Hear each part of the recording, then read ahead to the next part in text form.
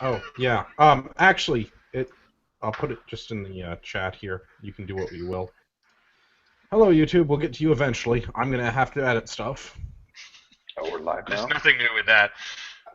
So check the chat window. The thing is there. Got it. Sweet. Get my crack team of marketing folks on that. Hello to all of our listeners out there in podcast land, and welcome to episode 20 of the Canadian Patriot podcast, recorded on March 21st, 2016. We apologize for the late start to the show this evening. Google decided to bend us over and spank us.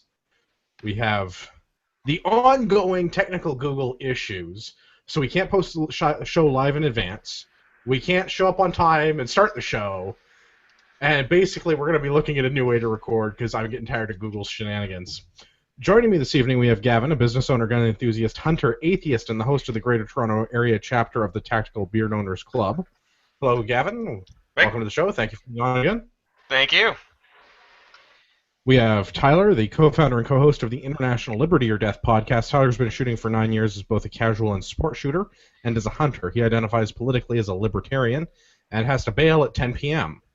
I do have to bail early, unfortunately. I'm sorry. It's okay. We won't hold it against you. You probably... Thanks for having me back. No, I'm glad you could make it. You probably have to, I don't know, go to work and make money so that you can feed the system, right? There's a little bit of that. I would be able to stay later, but my girlfriend has to hit the road at 5:30 in the morning, so which means I have to get up at 4:30 to make breakfast and all that. So Brutal. yeah, It's nice of you to get up and do that, though.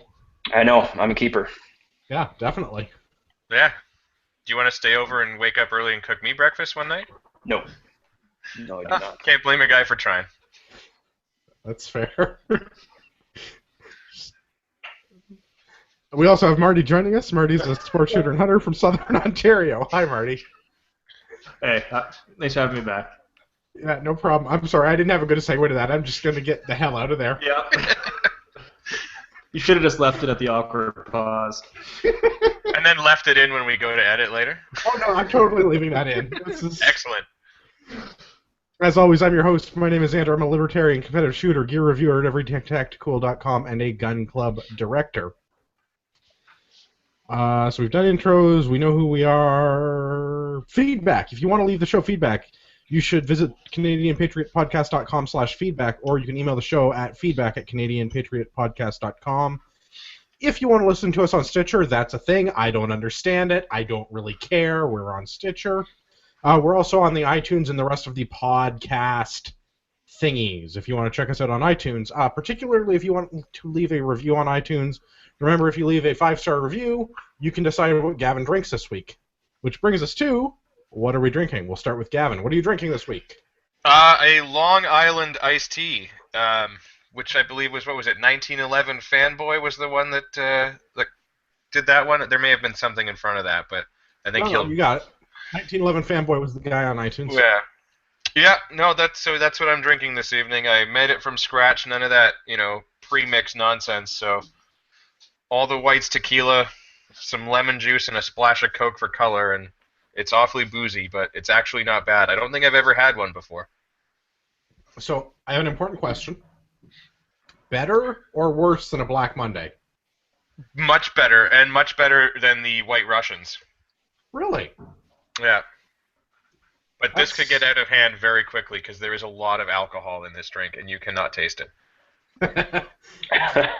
I support this plan. Tyler, I think you had some kind of beer. What are you drinking? I'm drinking Rickards White. I'm drinking it out of my Maßkrug that I brought back with me from Germany. It's a 1-liter Stein, and that's the only quantity beer should be served in, as far as I'm concerned. I have a 3-liter Stein. Is that also acceptable? Yeah, there's a good photo of me on my 21st birthday drinking out of one of those, and you had to forfeit your driver's license to order one. Pretty good time. As you probably should, yeah. Yeah. Is that a government rule, or is that just a fine drinking establishment's good sense? No, it's you can drive whether you have your license on you or not. I mean, that doesn't stop you. What it is it's supposed to prevent theft of the 3-liter glass. Ah. You don't get your license back until you bring the glass back. It's a good deal. Yeah. Apparently, Marty, that are you? didn't work on the 1 liter though, eh? The one this I purchased, although I do have a stolen one as well. Well, the way they did it at festivals, what they would do is they would charge you €7 for the beer, and then €5 as a deposit for the glass, and so it was yours to keep if you just didn't want your deposit back. So that's how they cut down on that. You already paid for it. If you want to walk away with it, you've already paid for it. It's a good way to deal with that. Marty, are you drinking? Nothing tonight, actually. Weak. Pussy. Now I have to 3 add weeks in it! a row. You edit that out? I've never listened to the live version. I edit all of the cussing out. Oh. All So of it's it. a 10-minute show.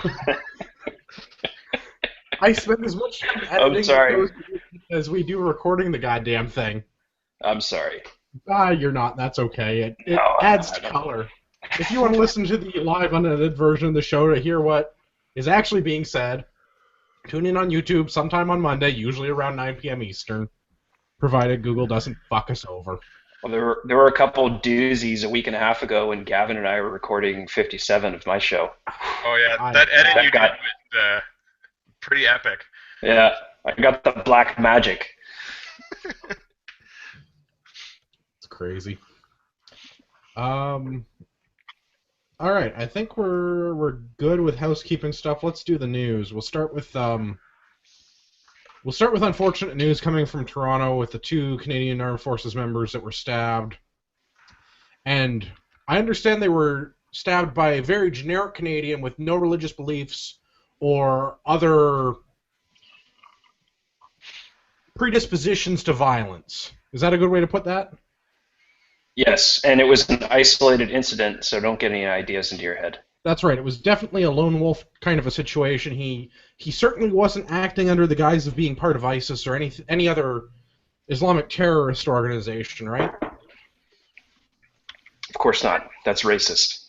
Weren't That there is- reports of him screaming out something about Allah at some point? No, or there. have those been redacted or retracted or? If you refer to the CBC, there was definitely no claims of the man who stabbed the Canadian Forces members shouting Allah Akbar before and during the stabbery that took place. If you look at alternative media sources outside of the CBC, then we start to see things. So I'm going to drop all the satire because this is actually kind of this annoys me on a personal level. I didn't know these people, but I wore the same uniform, and this kind of not even offends. This deeply disturbs my sense of being a Canadian and being a member of the military, because who walks into a recruiting center and starts stabbing people? Like, all of the other stuff aside, like the fact that the guy was like claiming that God told him to do it and stuff, like maybe he's unbalanced and whatever, or maybe he's not part of ISIS or he is.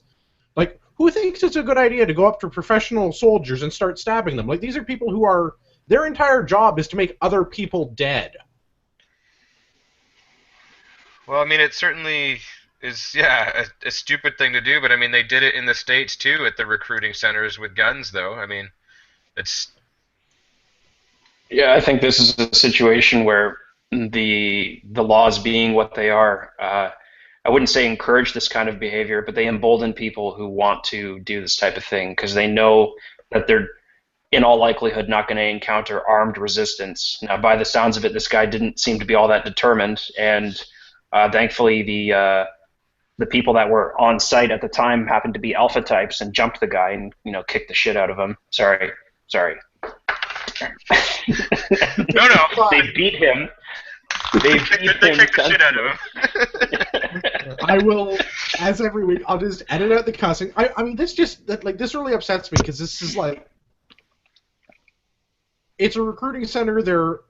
They should be unarmed. I've been in the 4900 Yonge Street building.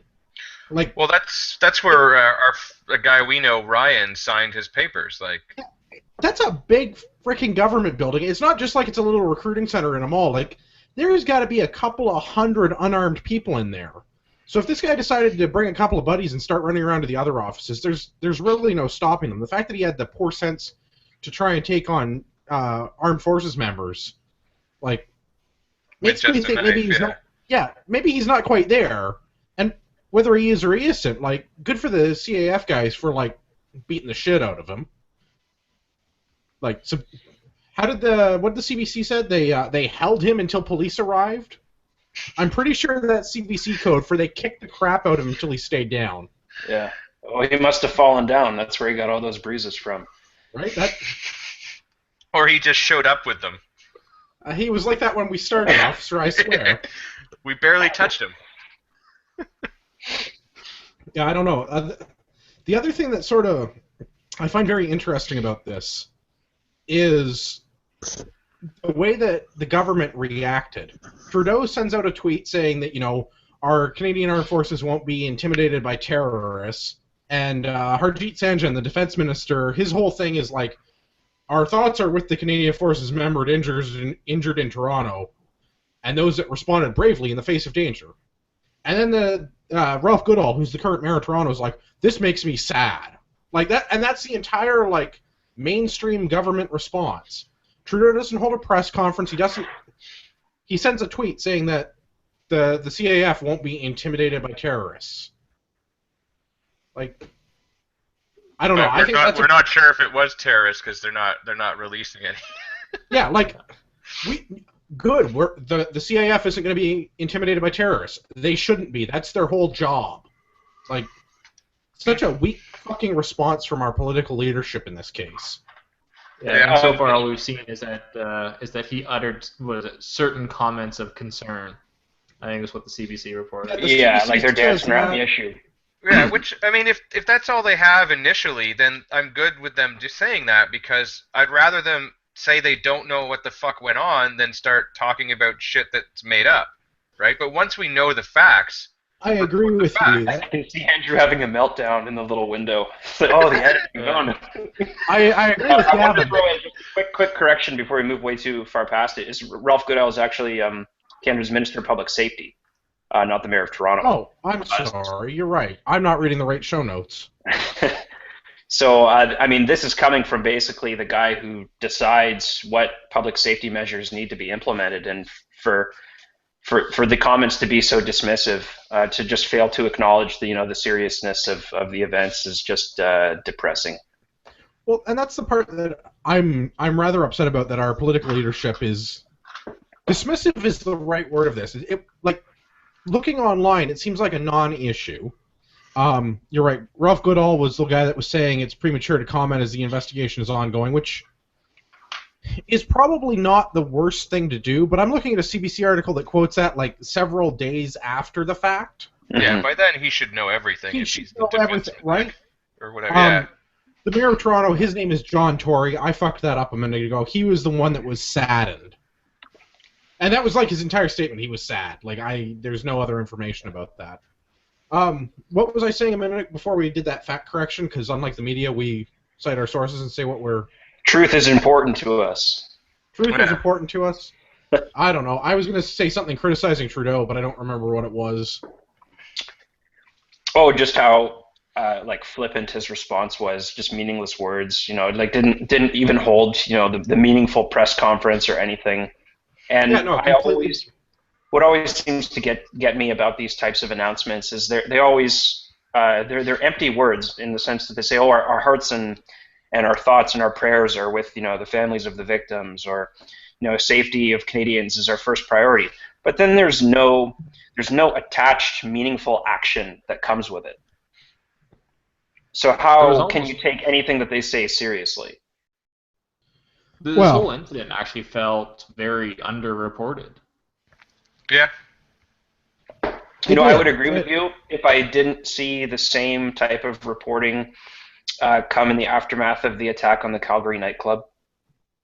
Well, that was barely talked about, yeah. This isn't the first time this type of thing has been buried. Okay, so I have a suspicion about this, and I know there are people that have tried to listen to the show and can't stand how tight my tinfoil hat is, so I'm about to lose more listeners by, further tightening my tinfoil. It seems to me, as an observer of these situations, anytime that we have any sort of, I don't know, Islamic terrorism, anybody who shouts Allah Akbar when they're attacking their victims, the mainstream media in our country immediately underreports and dismisses that. It was an isolated incident. They use terms like lone wolf. They don't report the complete story, because like the Sun says the day after this happened, or possibly the day of it happening, they're citing a police source that said this is what people in the recruiting center told us. He shouts Allah Akbar and then starts the whole stab fest, right? So, I mean, it's entirely possible that they're making that up. Like, they could just be giving the police false information for that report. But when other journalists cite that information, it makes me question whether or not the mainstream media is giving you the whole story. Because how often does the mainstream media anymore give anybody the whole story on anything, right? Like, everything is got that bias lens that it gets put through when they publish any sort of story. Well, yeah, and it's surprising. Like, I mean, like we just said, like, you know, this didn't get a whole lot of press. The Calgary shooting didn't get a whole lot of press. I mean, the other shooting at the school or whatever in Saskatchewan didn't get a whole lot of press. I mean, there's been a bunch of stuff. I mean, not necessarily related, but it's all related because it's gun violence, and it didn't get any press, which is weird considering who's in power right now and what they want to do to gun rights and everything and take those away from everybody. So you think they would be reporting the shit out of this, like as an excuse to be like, look, everything's going crazy, it's anarchy, we need to take their guns away. And they're not, which is bizarre. Yeah, I don't know. Sort of my thoughts on this as well. The whole thing is very odd. I am very happy that those couple of CAF members decided that they weren't going to take being stabbed and just lay down and die, and decided that there was ass kickery that was needed as retribution for that. Yeah, and you know, imagine if he went into a room full of different types of people who weren't, for lack of a better term, accustomed to violence, people who would just cower and like let themselves be attacked one by one. It could have been a lot worse. So thankfully, you know, yeah, these people anteed up and met force with force and dealt with it, and no one died. So that's always good to hear. But you know, I share your thoughts, Gavin, that it's kind of surprising, and it's almost like you wonder, are they up to something, that they're not jumping all over these you know, incidents as of late to push the gun control agenda. And I'm kind of waiting here with bated breath. Trudeau did pledge in his like book of campaign promises to have evidence-based policy, so maybe that would extend to firearms too. But again, I'm not going to hold my breath on that one. No, it just kind of seems too good to be true. And as we're going to talk about later, I mean, he'd have to, you know, actually follow through on his promises. Yeah. The only thing I can think is that they're not ready to push that policy yet, and so they don't want to.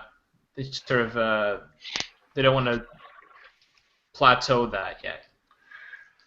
Yeah, but I mean, even like, I hear what you're saying, but even then, you think like, what's the harm in like spreading the story like crazy, so that way, you know, like in 3 years from now, when they're getting to run for re-election, you know, they can start bringing up all this crap again and being like, see what happened, and this is what we're gonna do for you if you vote for us again.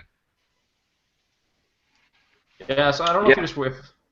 I don't have the answer to that, but like I don't know. I find that they typically try to use a very like strong emotional response to push through, you know, to push through their legislation. And so if people kind of get accustomed to these types of things and get accustomed to these sort of news reports, then maybe you don't get as sort of as guttural of a reaction that you need to get everybody to your side and rally at the right timing. Yeah, no, maybe they just see, they just don't want people to rock the boat. You ever see the movie Arlington Road with Jeff Bridges? The narrative that, you know, the state or the media wants to push is that it's an isolated incident, it's a lone wolf, you have nothing to fear, we got the guy, it's over, go back to your shopping, go back to your day-to-day life, and definitely don't question the status quo. And there might be a bit of that going on, because what we've seen in the last, I would say, in the last 2 or 3 years, pretty much ever since the 858 and Swiss Arms fiasco, at least a moderate degree of unification of gun owners. And so there are groups of people in this country that are willing to take responsibility for their own personal safety. And as these incidents continue to happen, that gives them kind of the political clout, I guess, the political ammunition to actually push for these meaningful reforms that would allow us to take our own personal safety into our own hands. So I think there's a push on the part of the government and its outlet, the CBC, and by extension, the other media outlets that toe the line, to kind of suppress this kind of story and suppress the real and present danger that these people actually do pose.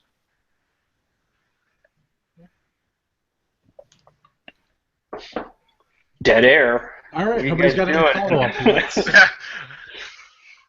You got some more editing to do there. Yeah, no, that's fine. We take out all the dead air every week, or at least the parts that I feel like taking out. Let's move on to a story from fill it Vice. with some cuss words. I'll just beep out the entire 30 seconds. Let's move on to the article from Vice. So, something that if any of us did, we'd all be in jail. Something that if a cop does it, it's 20 days of pay. So, there's a story from Vice. It's Toronto cop caught with illegal handgun, brass knuckles, knives at U.S. border. So, Toronto police officers going to the U.S. from Canada and crossing at the Peace Bridge, and they find a loaded Colt Cobra, extra ammo, his brass knuckles, and illegal knives, which must be switchblades because we don't have other illegal knives in this country. Balisong knives. Yeah, okay. Butterfly knives, yeah. Yeah, things That's that are basically, yeah. Yeah, switchblades and like what do those Balisongs fall under? Like gravity opening knives? Yeah. So yeah, if any of us did this, we get to go to jail, and if this cop does this, he gets 20 days pay docked.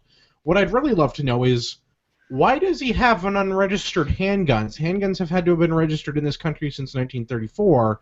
There's no way this guy is old enough to have an unregistered handgun. And he's a cop, he should know at least some of the laws. Yeah, I think the whole thing is, I mean, if anything, he should be held to a higher standard because he should know the laws because he's dealing with that stuff day to day. And especially stuff like knives and brass knuckles. Like, I imagine, anytime he's got to do anything, you pat people down for that. You're not so much worried about handguns and stuff like that in Canada because there's not too many illegal ones, but like knives and brass knuckles and just weapons in general. Yeah. Like, that every time they have some sort of even minor drug bust, that they're picking up sets of brass knuckles and prohibited knives and all the paraphernalia that comes with it. Like, he should know better. He should, at the very least, the knives and the brass knuckles thing. And I can understand, I don't expect the average, beat cop to have a really good grasp of the Firearms Act, because the Firearms Act is fucking stupid. It's big and onerous, and we sit through days of course material to get our license, and we don't nearly cover the whole thing. And I'm not surprised if they're not part of, the guns and gang group that deals with it every day, and even then they're not really dealing with, the actual Firearms Act every day. I don't really fault him for not knowing all of the laws, but as a cop, he should at least know some of the laws, like the fact that it's illegal to possess a prohibited firearm in Canada. Yeah. Or brass knuckles or a switchblade. Yeah. Unlicensed, unregistered, it was loaded. They searched his house, and he had other firearms, and that it was he has other no license. Rifles and handguns, right? Yeah. Yes. Yeah, and then his excuse for the knives. Sorry, what's strange to the article that it said that was that they were properly registered, but he did not currently have valid licenses. So I don't understand how that's possible. So his licenses had expired, and I guess the system didn't work the way it's supposed to, where the Black Hawk helicopters show up and the guys come, coming down the ropes in your backyard, kick your door in, and take your guns away the day your gun license expires. I guess it doesn't really work that way because this guy's allowed to hang on to all this stuff despite his license being lapsed. Well, I don't know. Maybe two classes of citizens, though, too, right? The guy's a cop, so different rules for different fools. That's my angle. That's my whole take on it is the sentence this guy got, 20 days, docked pay or 21 days docked pay. That's nothing. That's really nothing. No charges. Exactly. The Crown decided not to pursue any of the other charges. They just gave him basically this nothing sentence, little slap on the wrist. And one of the justifications for that was that to throw the book at this guy would damage the image of the police force.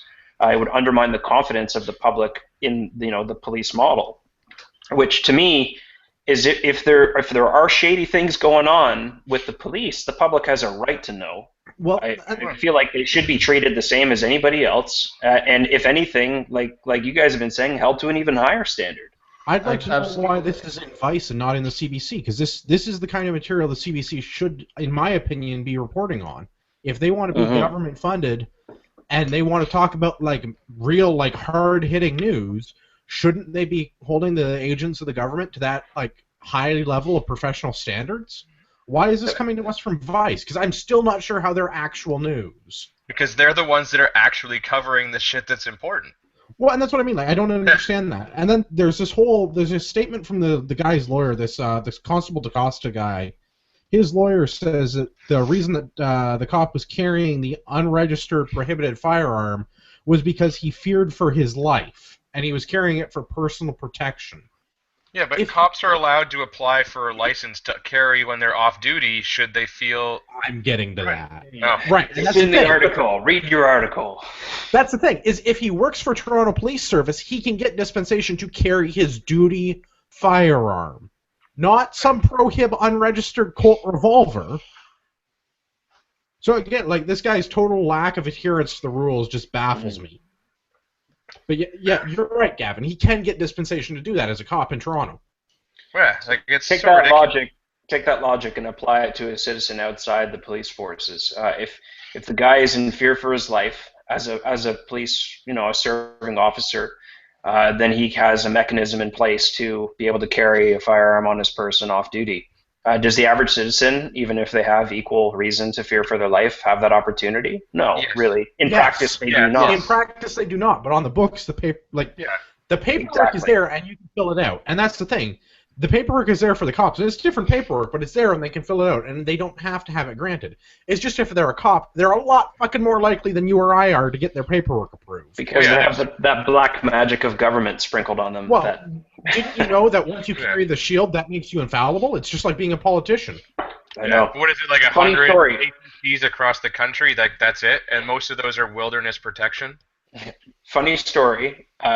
We were teaching a holster course at my club for people who want to participate in a lot of the action shooting sports. And we had a retired OPP officer on hand who helped kind of create the course and subject matter. And we said that I think it was in the last 5 years that there were five reported holster incidents, and 3 of those 5 resulted in personal injury. And then this guy, the retired OPP, he was the first guy to pipe up and say, all 3 of those cases were police officers. But going back to the average individual, yes, if you can prove that you have immediate fear of your life, and you can prove that the police cannot protect you, then you can fill out your application to get a carry permit. And I don't know, 60 days later, when the government takes a look at it, they might decide that your claim is valid. Yes, the paperwork is there to support that, but in reality, that's not the case. If it were true, people like Daniel Belofsky or Ian Thompson would have carry permits, which they don't. Yeah, that's the whole permit is illusory. It's on the books, but it's unobtainable in practice. Obviously, I think everybody on the panel would like to see the system reformed where it was based on objective criteria and not subject to the whims of bureaucrats. No, I'd like to see it reformed even further than that. There is absolutely no reason why a law-abiding citizen cannot carry the means that they need to defend their own lives or the lives of their loved ones. Well, that's my objective criteria. Yeah, if you're not prohibited from owning firearms, there's absolutely no reason for you to not be able to carry those firearms. Exactly. I don't mean licensing. I don't mean registration. I don't mean anything like that. If the state doesn't have a reason to bar you the ownership of arms, they shouldn't be able to bar you the use of them. Exactly, and let's roll this back to just the news item before this one. The Canadian Forces members did not have the means to protect themselves on their person, due to regulation. I'm sure many of them would choose to carry a sidearm in that capacity. Absolutely, and Again, I feel like they should be able to, and if at their discretion, if they want to. Exactly. It should be at the individual's discretion if it's not required by duty. Yeah. Absolutely. As given what happened in Ottawa 2 years ago now, the attack on Parliament Hill, and the other incident with Canadian Forces members being run down with a vehicle. I mean, they're targeted. Yeah. Well, in the case in Ottawa, I would actually like to see them be duty-bound to have, if you're standing sentry, there's no reason to not have live ammunition in that. Exactly. Of course. Yeah. Because, like, that is the entire... You are standing sentry. That is your entire job, is to protect a monument. I realize it's a ceremonial duty. What are you going to guard with an empty gun? Right, that's my point. It's like, I realize it's ceremonial, but look at it from a practical perspective. Your entire job there is to guard it. Like, tools for the job, guys. That's right. The whole thing just baffles me. Really, like, you take a step back from that, and there's just commentary to be made on Canadian society as a whole. Like, do you think that the Russian guys guarding, like, the Eternal Flame have empty weapons? I don't think so. No, wouldn't happen. Exactly.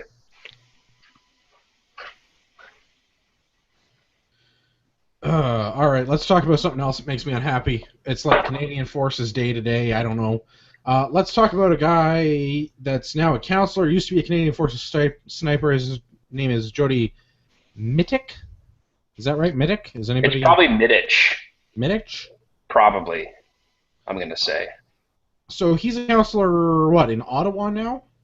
Ottawa City Councillor. The ward was mentioned in the article you linked to, but I can't remember it offhand. Yeah, I don't remember what ward he is either. I'm pretty sure he's Ottawa City Council.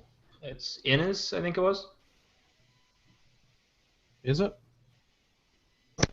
That could be.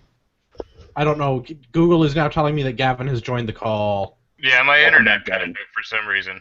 Okay, I was very confused. Okay. The RCMP spyware. Been there, done that, man. If all of a sudden you see people dragging me away, I love you guys. Divvy up my firearms between you. All right, we have that recorded. I will talk to a lawyer.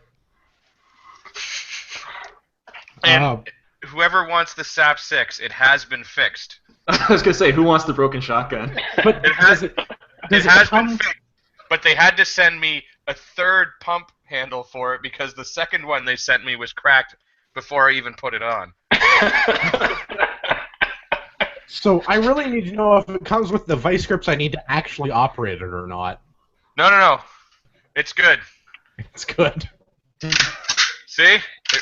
It works perfectly, guys. For now. Well, until I take it to the range or go to another competition or, even look at it. Are you planning to use that in the competition again? Probably, because I'm stupid. Hey, whatever makes you happy, we don't judge. Well, I mean, we do, and we make fun of you mercilessly as a result, but... That's fine. I'll break your walls in return. Yeah, that's expected. All right, so we were talking about Counselor, what's this guy's name again? Jody Mittick. Jody Mittick, right, from Ottawa. So Mittick's a former military sniper. Now he sits on Ottawa City Council, and he tweeted a picture of some guns that he bought. He bought 2 SIGs, one for him, one for his wife. They're handguns. I think they were, what were they, 320s? SIG 320s? Yeah, the new one. I think that's the 320, yeah.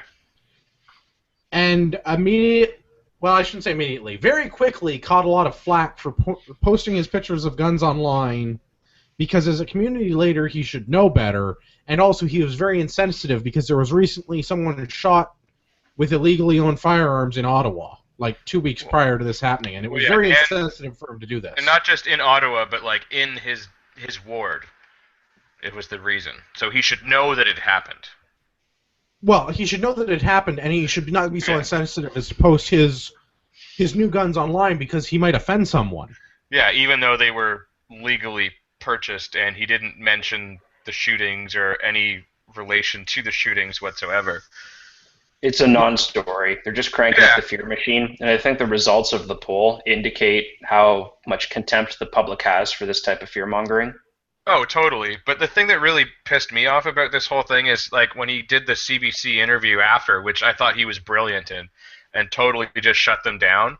They used the tagline, counselor under fire, but nobody's calling them out on being insensitive because they're actually talking about somebody getting shot at when he was just buying guns legally.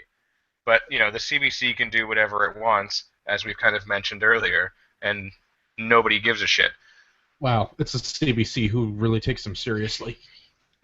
I mean, when your highest grossing show is 22 minutes... Who's even watching the news? Yeah. Yeah. I did enjoy the commentary from the Ottawa police chief and another member of the city council, this Al Chincherry person, saying that Middick is showing a lack of discretion by advertising that he owns firearms. Motherfuckers, he was a sniper in the army. People know this guy's got guns. Yeah.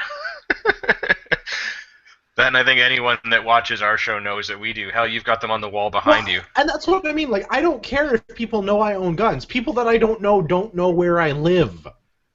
And, like, same thing with this if they do, guy. it's probably reason not to show up at your house.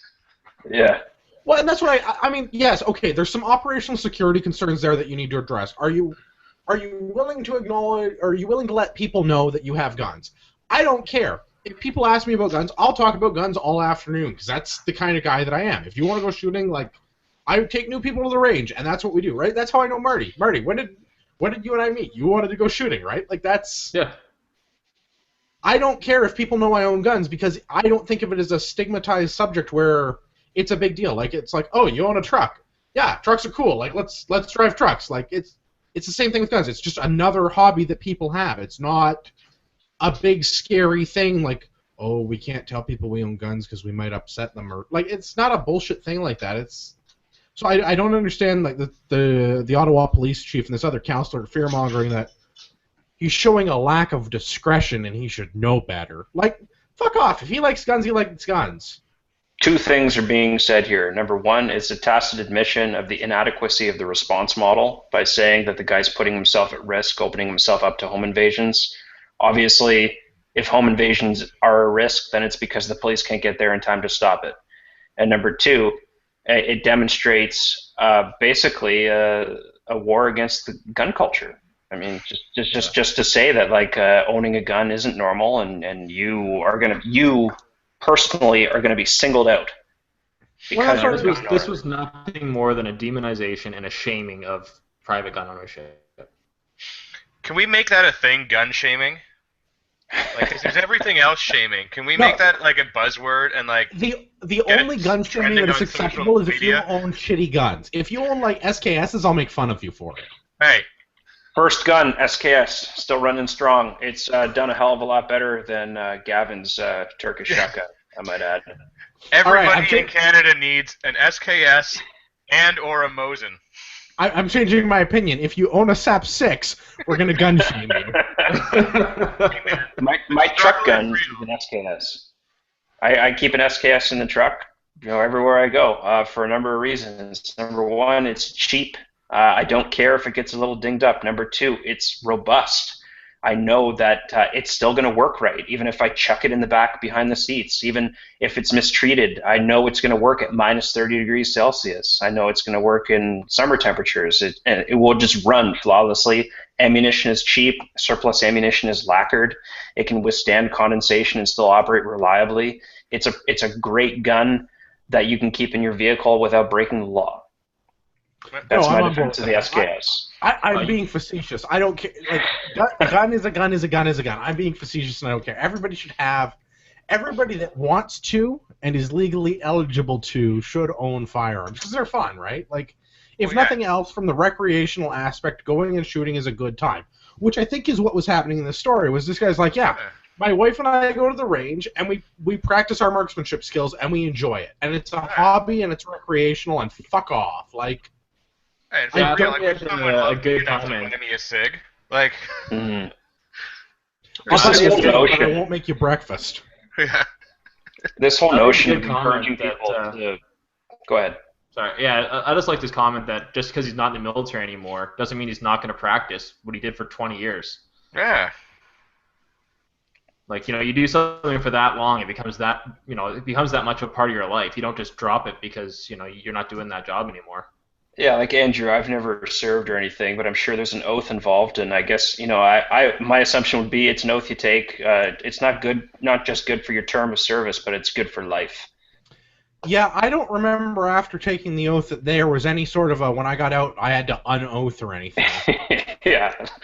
Or that there was like a follow-up oath that, okay, I'm done serving the Queen, I'm out, drop my walk. Like, there was nothing like that. No, they didn't come out with like a Exactly. blowtorch or a cheese grater to cut off your like. No, I still have all the fun bits, thank you. It just kind of seems to me like when, like, the whole notion of encouraging people to, like gun owners in particular, what we're talking about here, to hide their hobby, to hide their passion, to hide their personal or political convictions for fears that it's inappropriate or insensitive to other people in society, is basically is just saying that these other people in society are too weak to live with free expression. They're too weak to live in a society where they're confronted with the realities that several million of their countrymen choose to do this as not just a passion or hobby, but for a lot of us, it's a lifestyle. And we don't kill anybody. Well, I mean, if anything, you think that like those people that are anti-gun would want this guy to talk about guns, so they know not to fucking vote for him again. Exactly. If Right, they like- really hate him so much, they want to run his ass out of town. Yeah. Like, so talk about the stuff you love. That way people know who you are, and you're not just voting. Like, if my local guy started talking about guns, I'd probably like him a lot more. If my local girl would answer my emails, I'd like her a lot more. I guess that's my MP, though. That's not the same as my city councilor. I don't give a shit about Kitchener City Council.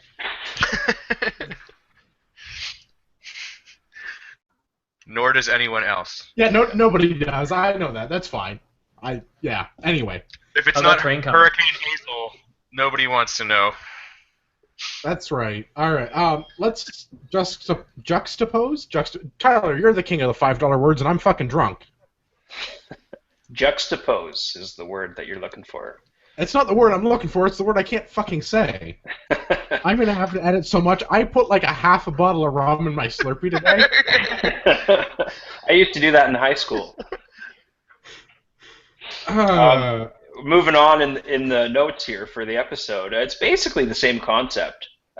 Trudeau's top advisor made a joke about stabbing. He tweeted like an image that made a joke about stabbing right after the attack on the Canadian soldiers. And people are coming down hard on him, like doing so encourages this kind of behavior. Hard? Well, I didn't.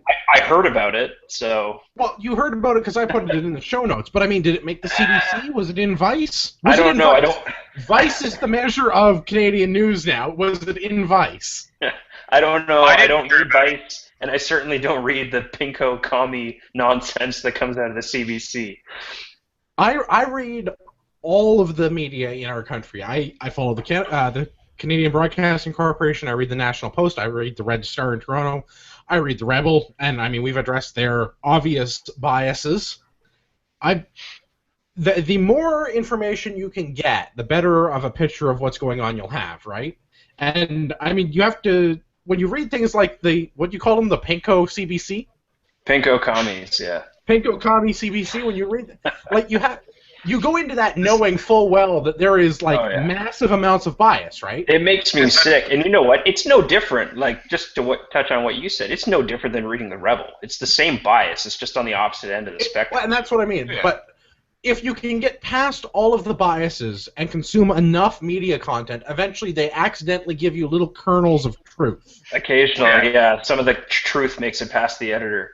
That's what I mean. Like, so I didn't see a big thing about this. The only place I found it was the Rebel, which is the source that I'm quoting. Obviously, it was in Butts's Butts. It was in his Twitter feed. So whatever, it's funny. Yeah, I don't follow him on Twitter, so. Again, the more places you can consume the media from. Yeah, but on Twitter I only follow people that are like cool and I want to follow, so he's not on that list yet. That is fair. That's my Instagram list. Follow me. I follow the people whose pictures I like on Instagram. The people who I want to cite as news sources later, I follow on Twitter. Yeah, well, there you go. Similar to the last one, though, this is a non-story.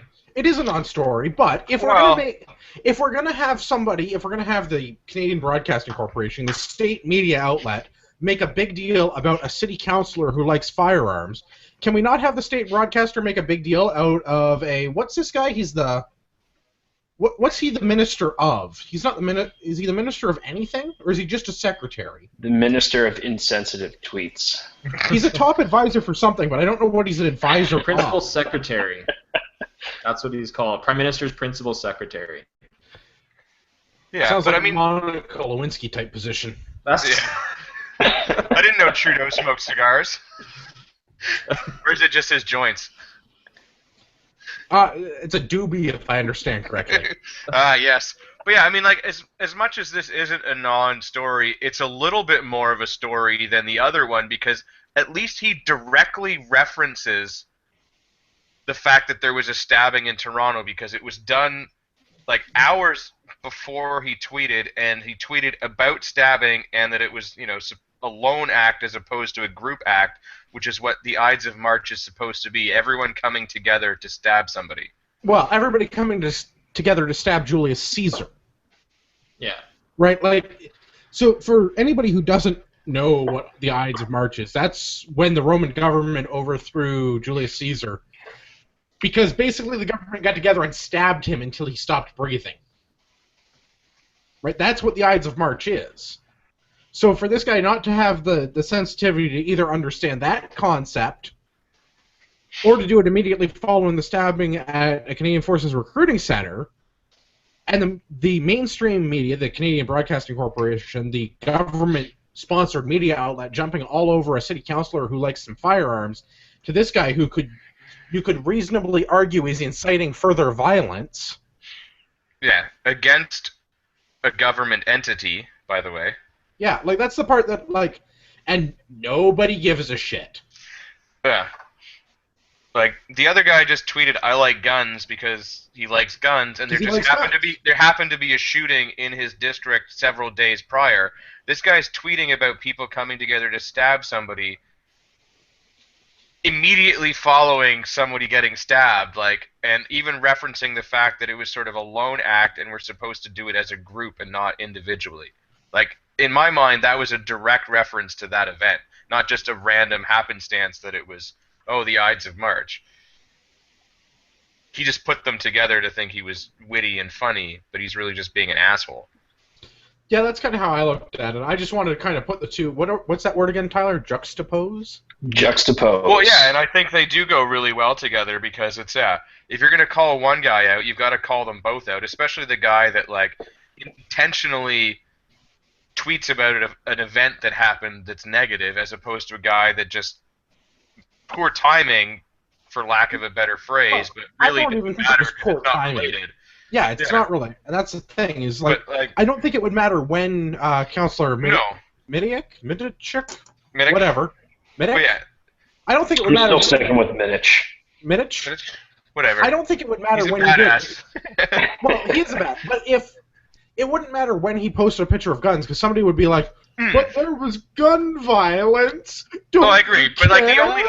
the only thing I think you can accuse him of is bad timing, but was that intentional? No, I think he was just excited about a purchase because he probably was waiting like 12 weeks for his ATT to come through, and he finally got it. Well, like... That's the point that I'm trying to make. Like, it doesn't matter when he would have done this. Somebody would have been like, he's being insensitive, right? It was, unintentional bad timing. Like, and only bad timing for those that need a safe space with, like, vegan-friendly, muffins or something to eat while they're in that safe space, and a blankie or something to keep them warm and safe. All right. Did anybody see the cartoon? Like, I wasn't ever able to find the actual cartoon that he tweeted out. Like, was this? It's one of those e-card things. It's got like it's a blue field with a guy, and it's just literally the text that he tweeted being on the e-card, and it says, "People are losing the spirit of the Ides of March. It's not just about stabbing; it's about coming together to stab in groups." That's all it said. Okay. But then didn't he also retweet it on the actual day of? Like, he tweeted it the day of the actual stabbing, but then retweeted it on the day that they actually stabbed Caesar. Or apparently stabbed Caesar. Um, That's what I was reading, I think. yes, I think that's So he right. did it twice. So he's a double dick. That's all right then. I think with that, we probably need to say goodnight to Tyler because it's after 10 o'clock. I decided I'll stick around until my beer is done. Okay, So fair hang enough. around for a few more minutes. Well, get after. We'll move on to the next story. This is our wonderful fearless leader, Mr. Trudeau, giving India $2 billion Canadian dollars. So I'm not really sure why this is happening. There are basically no details anywhere. In the show notes, we're referencing a CBC story, because why not listen to the state's mouthpiece? For some reason, we've decided Canada's pension plan needs to invest $2 billion in affordable housing in India. I guess we no longer need affordable housing in Canada. Hold on. Question, isn't India more or less habitable year-round? I mean, isn't housing important in Canada where people can die in like a 6-month window of the year? Yeah. Yes, I think that would be an accurate assessment. So why is this a priority? Like, I mean, I understand everybody on the panel is equally frustrated for the same reasons, but it's just like, what is the line of logic that led to this decision? And I have no idea. It's not like one of your friends comes and manages to talk you out of bumming $20 off of you or something. It's $2 billion. This is a lot of money. A lot of people had to work very hard to provide the federal government with this kind of money to throw around. Like, this is a lot of money, and to just give it away for a cause that really seems quite trivial, all things considered from our perspective. Just how does it happen?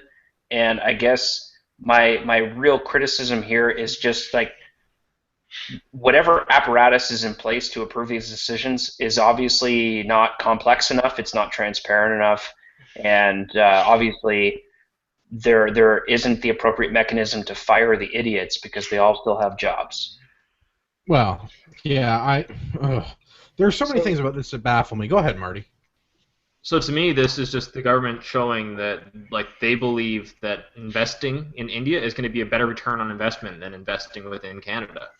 So they don't believe that they can grow the Canadian economy, or that they think they're going to get better return by investing over there. And I mean, I'm not against that when we have a surplus of money, but considering they're, 6 times higher than their projected deficit, maybe now is not the time.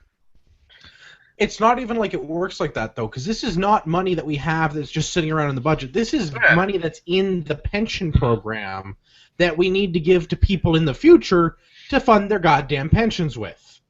When you look at it in a broader scope, considering we're borrowing money just to meet our budgetary demands, any money spent, any discretionary spending is borrowed money. These $2 billion, if they had to be taken out of the pension fund, like the federal government with its windfall of cash could have, it has however many billions. I think the budget's like 140 billion. Actually, the budget comes out tomorrow, but whatever it is, we don't have money to throw around. We're borrowing money just to make ends meet. We don't have money to spend. What did we do with all that money that we got for selling off all of our gold? Yeah, it wasn't even that much. No, it really wasn't. But that's something. Where does the money come from? And what's the justification for it? Like, this announcement doesn't come with, by throwing $2 billion at India, we're getting this like fantastic trade deal that's going to net us billions in a trade surplus with India. There's none of that. Yeah, in 6 years we'll have $6 billion or something like that. No. Where you can be like, all right, I can deal with that. It's just we're giving them $2 billion for the sake of giving them $2 billion. We're not even giving them $2 billion. We're giving them a minimum of $2 billion, and we're opening a Canadian pension plan office in India, which we're going to staff with people from the Canadian pension program. Are there that many Canadians in India that are drawing from their pension? Beats the shit out of me.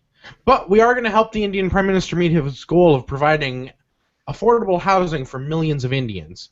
Now, if we could just find a way to provide affordable housing for millions of Canadians, we'd be all fucking set. Or affordable housing for millions of Canadian Indians. Yeah. Well, that's a whole other fucking kettle of fish. I mean, A whole- wasn't that one of his promises as well? Like looking after the native population and doing this and that and everything else. Could I you think imagine how he far got the wrong $2 Indians. billion would go with Native Canadians? Yeah, and I mean, at the risk of being politically incorrect here, there's more to that problem than money. It's come out that for sure. the Canadian government spends more per native Canadian person than it does on a non-native Canadian person. And it's obviously not getting the job done. There are bigger issues that need to be addressed there. Oh, definitely. But 100%. But could you imagine what $2 billion spent in Canada on Canadians could provide? Certainly us? couldn't hurt. Certainly couldn't hurt. Well, Yeah, I I don't could know. use some of Government that. funded though. Maybe it could. I don't know. I mean, the government would find some way of fucking it up. But That's right. Maybe that's the best thing for that money is to go to India. Maybe their government is less messed up than ours is, but they can't help but create like disease and poverty and contempt anywhere where they're cutting checks. I don't know. This baffles me. Like, I don't understand. What are we getting for our $2 billion other than an office? a whole lot of takeaway food. A lot of consultants who've done nothing who are walking away with $250K a year. Yeah, it's got to be like this. Guaranteed. Improve Rogers call centers.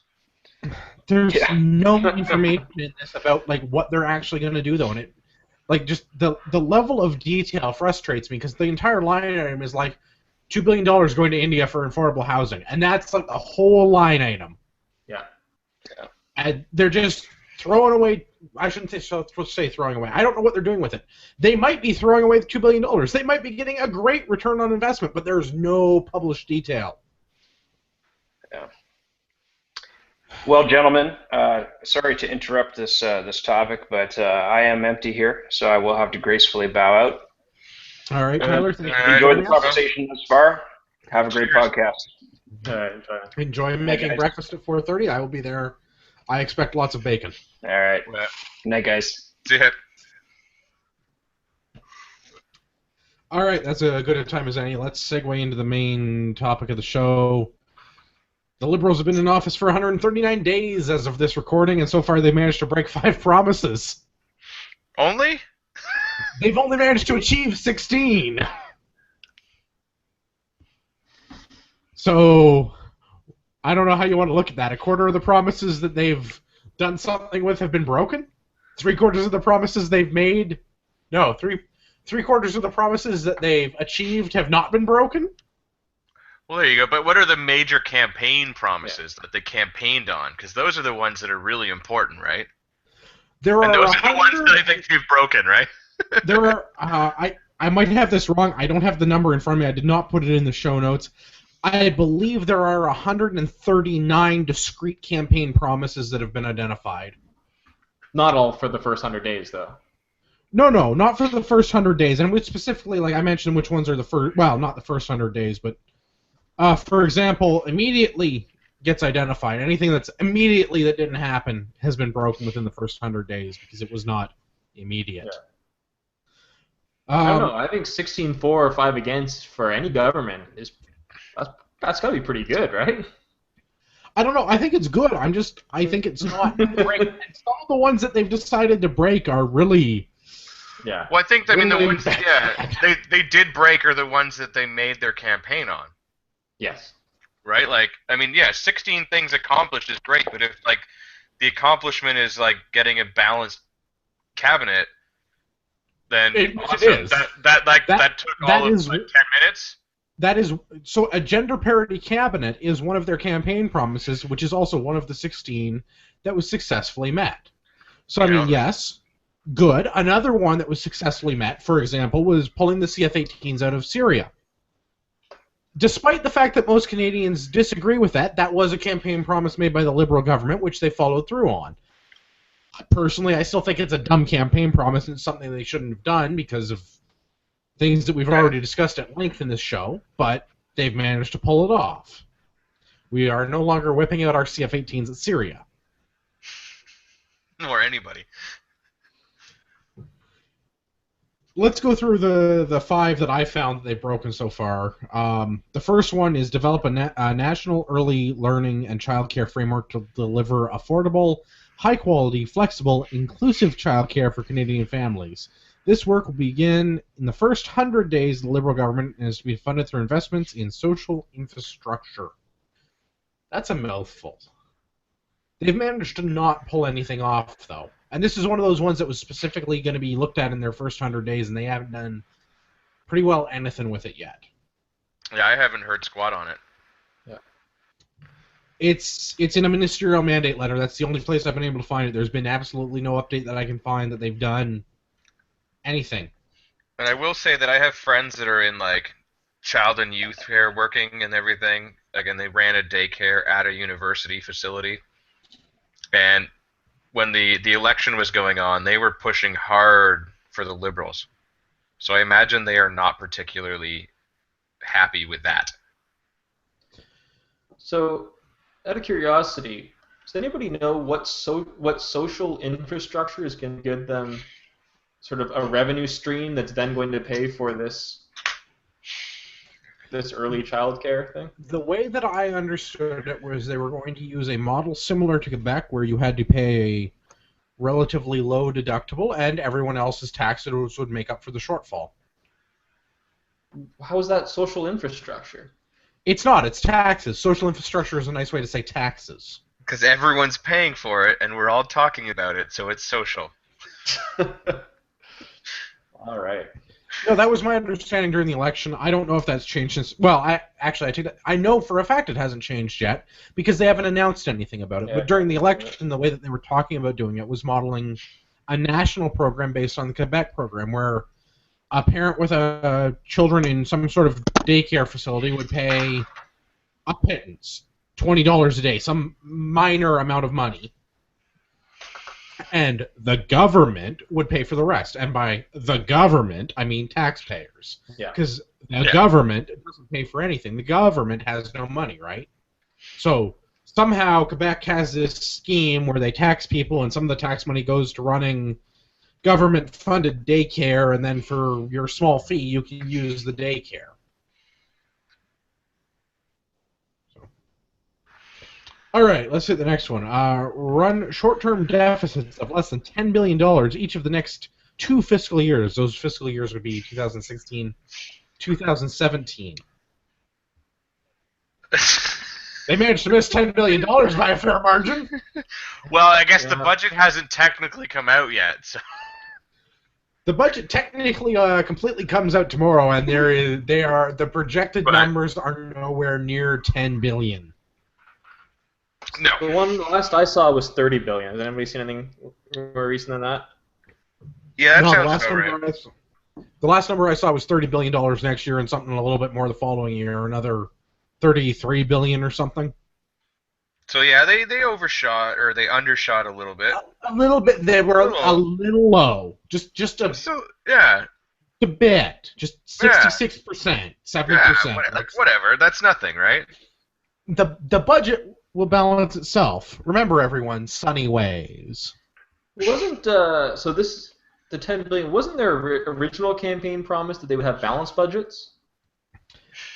I think that they plan to balance the budget by the end of their term, their 4-year term in office. That's what it was. Okay. I may have that incorrect. That's their biggest mistake right there, right? Because most genius political people say that they're going to balance it just after their first term.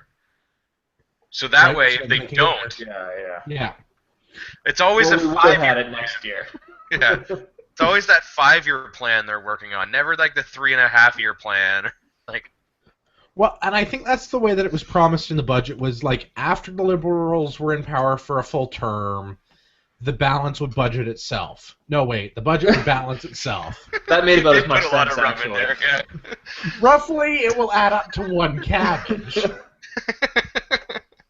But the Liberal Party also came into power saying that the Conservatives left them a massive deficit, which Revenue Canada said, no, that's not true. The Conservatives actually left you a big giant fucking surplus, you morons. You can't add.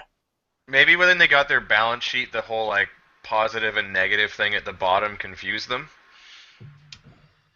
It's entirely possible. I mean, they are led by a drama teacher. Because I mean, when the first time I got into business and someone showed me one of those sheets and there's a negative, I'm like, so we lost money? That we're like, no, that actually means you made money. You don't owe that. Like, oh. So maybe somebody needs to go through and explain that to the drama teacher that's how that works. So when you see a positive in those columns, sometimes that's not a good thing. Yeah, I don't. The part of I don't understand how they managed to overshoot the budget by $20 billion on a $10 billion budget, though. That's the. Well, that's because they didn't include the $2 billion that we're sending to India, and the however many billion we're using to pay for people to go to school, and then Trudeau's hair product fund, and. Yeah, I don't understand this. This baffles me. I also don't understand why we're giving money to India or other countries for that matter. I don't. But we could do a whole show on that. How much money the government's giving to countries not Canada, because it's a big frickin' list. Yeah, if we got a decent return on it, I get it. Or if we had a surplus of money that we just need to spend because it's not doing anything, just sitting in our bank. Sure, awesome. That's what investing is all about. But yeah, it just seems ridiculous.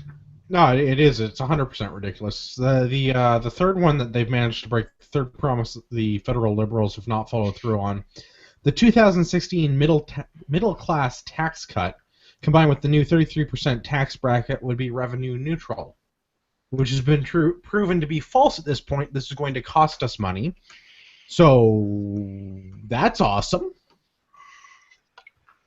So I think the way that this works is if you're in the middle class, if you make less than $230,000 a year, something like that, they're going to cut your taxes from 22 to 20, or no, from 23 to 21.5%. It's like a 1.5% tax break for the middle class. And if you make more than whatever the magic number is, it's like $250,000, $250,000, something to that effect, then you'll be in a 33% tax bracket. So somehow they've managed to screw up the math on this, and it's the fact that they're lowering the income, or they're lowering the tax bracket for the middle class by 1.5% and upping the tax bracket for high income earners to 33%. They've managed to somehow lose money on this deal. I thought the 33% was higher. It was higher than it was at 400,000 or something like that. Is it 400,000? I thought it was like $250,000. I thought it was higher. I'm trying to look it up right now. Yeah, look it up right now. Through the magic of editing, I will take care of this in the post. Just wave your hand. I have to listen to this sober tomorrow, and it's going to make me sad. Or make you laugh. I don't edit the YouTube. I think it's just 200,000. Is it just 200,000? Okay. So according to the first article that I clicked on the internet, which is Money Sense. Does it end in .ca? Yes, it does. Sounds like a legitimate source. Can't be any worse than Vice. Yeah. Hey, that is a legitimate news source. And a Canadian news source at that. Money Sense? Vice. But I'll take whatever. Yeah, I thought we're a legitimate news source at this point. Well, we quote our sources better. Yeah. And we follow more of the tenets of journalism than the CBC does, or the average reporter from the CBC does. Because I'm sure there are good reporters at the CBC. I just have yet to meet one. The Comrade Broadcast Corporation? All right, here's a good one that they've failed to follow through on. They're going to have 25,000 Syrian refugees imported into Canada by the end of 2015. The actual number was closer to 10,000. So, just, about a third short again. I think it's safe to say at this point, whatever the federal Liberals say, just multiply by about 3, and then you should have your answer.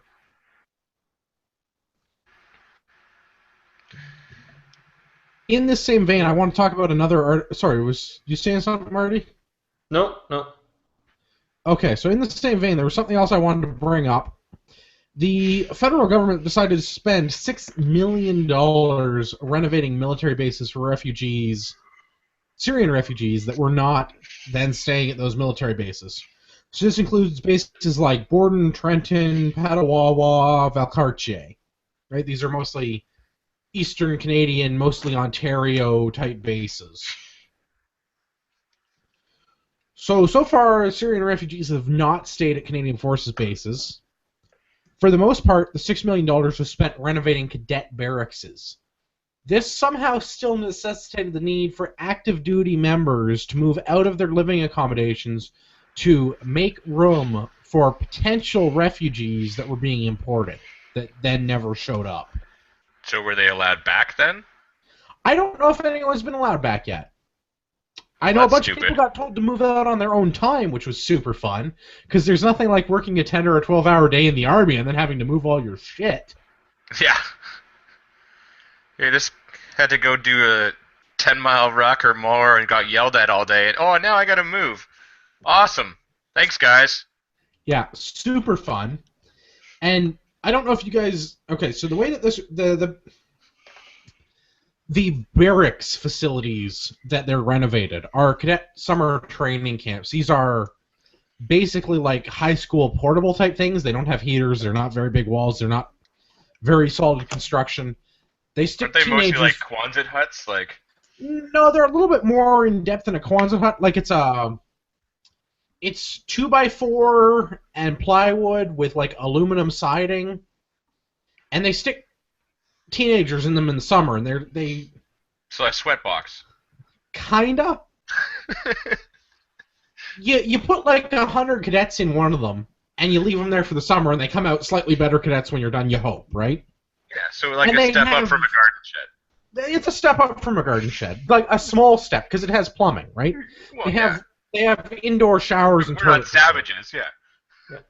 But they're not very high-quality accommodations, right? Like, this is not hotel living. Like, it's bunk beds. It's a single big, long room. Like, they're a little bit wider than two twin beds end-to-end, so they're only, whatever that works out to, like 20 or 24 feet wide, and they're like 150 feet long.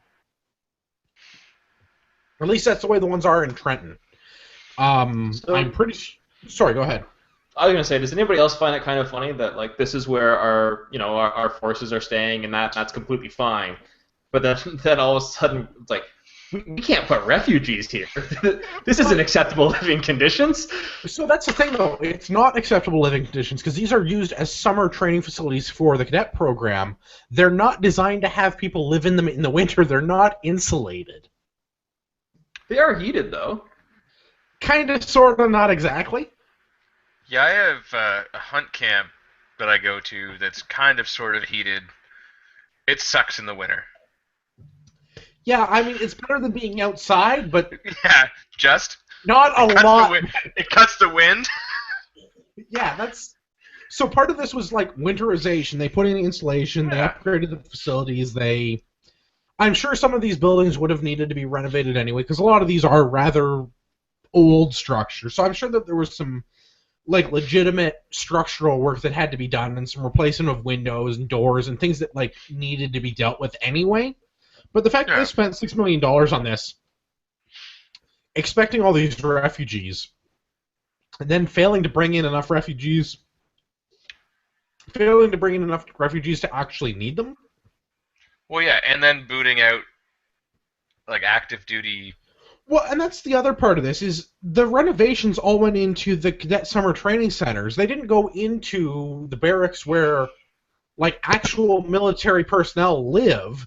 They got told to move out, and they were never planning on putting refugees in those barracks. Because those don't need to be renovated. They're real brick-and-mortar structures that are habitated 12 months out of the year. Like, they're real buildings. Yeah, if you're a single guy in the Army, that's where you live. Like, all right, so despite what you think about accepting these refugees or not, how are they able to not get enough refugees? Like, how were they not able to meet this? Well, because they projected 25,000 by Christmas, and they got 14,000, and then they put them all up in hotels. But it seems like there's, unless I have this wrong, it seems like there's no shortage of refugees right now. The problem is importing the refugees is a very convoluted process because of the way that you have to verify someone is who they say they are. So There are actually refugee centers in countries in the Middle East and in Europe. Yeah, but weren't we throwing all of those rules out the window to bring them in? Because they were going to bring them in like without doing like TB testing, and they're like, oh, we'll just do it when they land at Trenton. Right, like these guys, like they're basically, as far as I was aware, there is really no way of verifying these people's identifications. Like they have to waive a lot of that stuff to get these people here. They have to, and they've been doing that. And the other problem that we've been having is there's not a lot of refugees that apparently want to come live in Canada because it's very cold here, and we may not practice all of the customs that they're used to. Yeah, and they're used to a much warmer climate. I don't blame them.